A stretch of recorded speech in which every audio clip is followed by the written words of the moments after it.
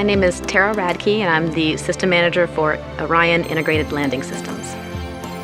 So even though Orion has performed the majority of its mission of taking humans to space and then returning back home, we still have to do the last really important part, slowing down so that they can safely land and be recovered onto the ship and back home. Orion's coming back from deep space and re-enters the atmosphere, going really fast. The guidance navigation control system does some maneuvering to help slow down the vehicle, and at that point, start looking for the right conditions to deploy the parachutes.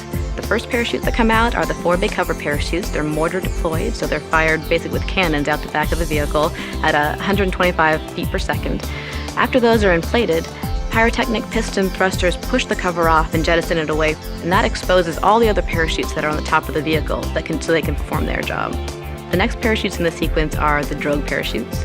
The drogue parachutes, again, are also mortar fired out into the clean air so that they can properly deploy, and they actually open in stages, so they slowly open up so that they don't have a hard force on the vehicle or on the parachutes themselves and damage them. At that point, we actually cut the drogue parachutes so that those parachutes are able to leave, and the next parachutes, the pilot parachutes, are able to deploy at that point. The pilot parachutes are small chutes. They're actually 11 feet in diameter and are actually used to pull the main parachutes out of the bay. The main parachutes are the large ones. Those are 300 pounds, and when they are fully inflated, 116 feet in diameter. The main parachutes do the majority of the job of slowing down the vehicle. All three main parachutes deploy.